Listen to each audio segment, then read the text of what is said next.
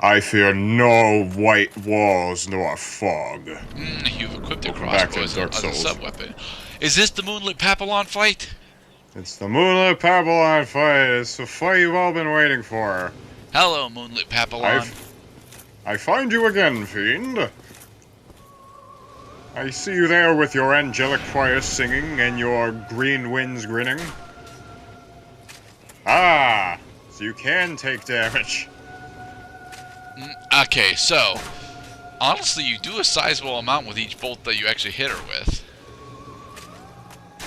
This is just one mode of attack that, I thought that it was the only mode of attack against the Moonlit Butterfly. And then, while it's doing this crap, your goal becomes to survive, basically, until he does this. He lands. And when he lands, you can charge slam him, right? That's right. And honestly, the Moonlit Butterfly does not have all that much HP. Yeah, well, of course, it's a butterfly. When you hit butterflies, butterflies go smoosh, and then they explode. What caused you to lose health there? I am not sure. This fight must end soon.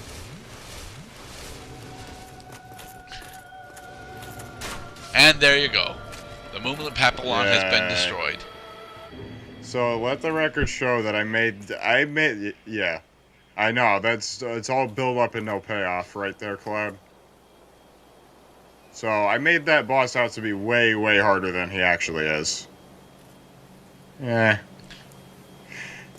Oh yeah, that's right, I was waiting. It's like the guy, Cloud was just like looking at the bottom corner of the screen to see how much experience he just got for doing that. 3,000. Meh.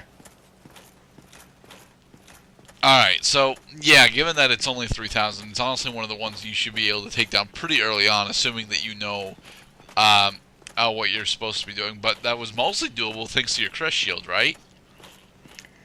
The crest shield, having more health, those definitely helped so that I could actually survive for a change. And also having the crossbow. The crossbow did about half of the damage that I needed in order to take him down, so I'm pretty sure Watchtower basement key. Ooh. For the sake of just getting the fight over with, you want to use projectiles, but also keep in mind that melee options are quite helpful. That is when he lands. Alright, with the Watchtower basement key, can we actually enter the Watchtower basement now? Well, I hope so. Otherwise, they may need to mislabel the key. Bye-bye, everyone. I'm going away now. Where the fuck? What am I looking for? You're looking for your Ember I just required picked for this weapon up. ascension. You're looking for your homeward bone, I think. Well, I thought I was for a second. I thought Cloud was saying bye, as in I'm gonna leave this place now. You're gonna see me somewhere else entirely.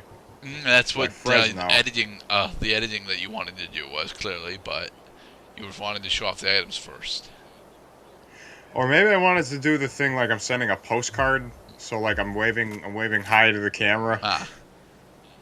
I think they do those. They print your picture on a postcard. There's homeward bone.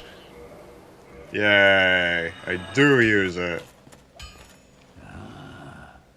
Why, that's a fine ember you have there. I could smith some mighty weapons with one of those. Why not lend it to me? Give large ember? Sure. Yes.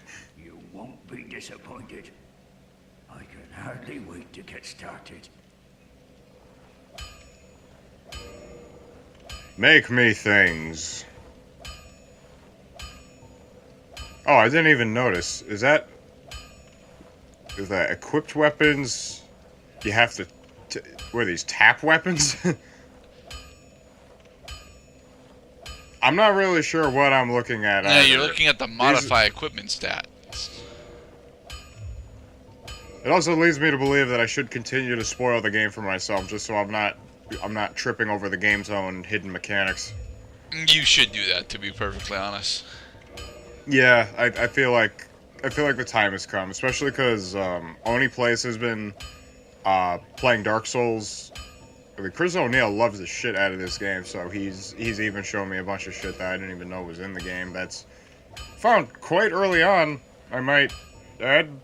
So I think in the coming parts, I mean, it's going to be a little while before I can make any real strategic applications, but I think I'm going to start using the things that Oni Plays has been showing. Okay. They're quite useful. Meanwhile, this is my inventory.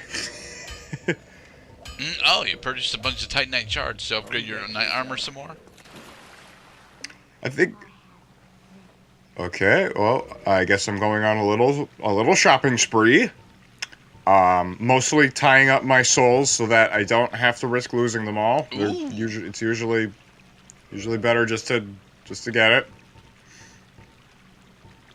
This charcoal pine resin tragically cannot be applied to the Black Knight sword. Well, that's honestly fine as long as it can be applied to other one-handed weapons.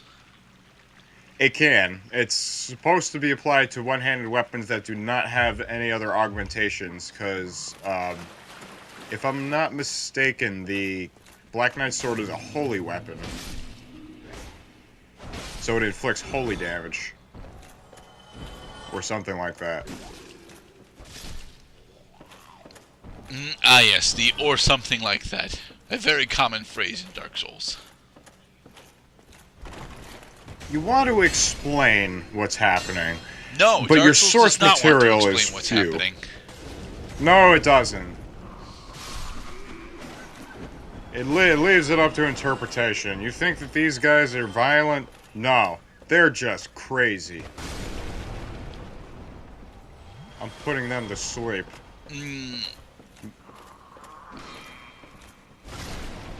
Die. They call me the Sandman. I am the Sandman. I am the Sandman. Sprinkling on sand. For the remainder of this part, I will be plunging further into the bowels of Lordran, if you will. Eventually... Oh, right, I put the iron ring on so I can run. So eventually, I am going to fight a very important boss down in these depths. I'm pretty sure it's required because it also opens up Blight Town. Haha, we're finally going to make it to Blight Town. No more gelatinous oozes. These guys are the gatekeepers of Blight Town. They put on some weight. Not these guys. These guys need to eat more.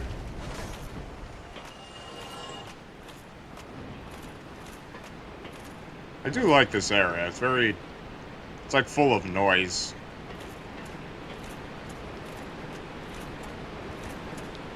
More infested rats.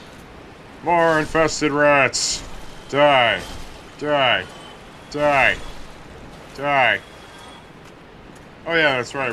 We've already been in this area. Why am I showing this again? Because we're traversing it.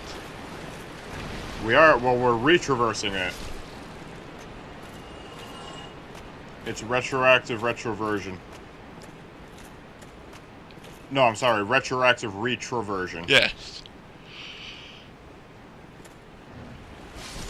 This area is actually new. I don't think I actually came down here the last time I was here. So that... Ooh, sewer chamber key. So... Yeah. The guardian of the sewer chamber, is he just called the Rat King? The Rat King. No, he's just a giant rat. That's all he is. That's his name. That's his title and rank. This giant rat. It's okay, Clowd. You can do it. His room. Okay. That is the way into his room. It's a little further away. This is. It looks a little mazy. This sewer section. It's actually very linear. There's a shortcut that I haven't opened up yet. That kind of like adds to the maziness of it. Actually, this area reminds me a lot of the Shadow Temple from Ocarina of Time. now that I think about it. Well, given that Dark Souls 1 borrows pretty heavily from Ocarina of Time, that doesn't surprise me. And what are other ways by which Dark Souls borrows from Ocarina of Time? Specifically, the way that the camera functions. Well, that's just... Wouldn't you say that's just third-person games in general? I don't know. I mean, Dark Souls feels like much more... feels like it borrows specifically from Ocarina of Time's camera as opposed to third-person games in general.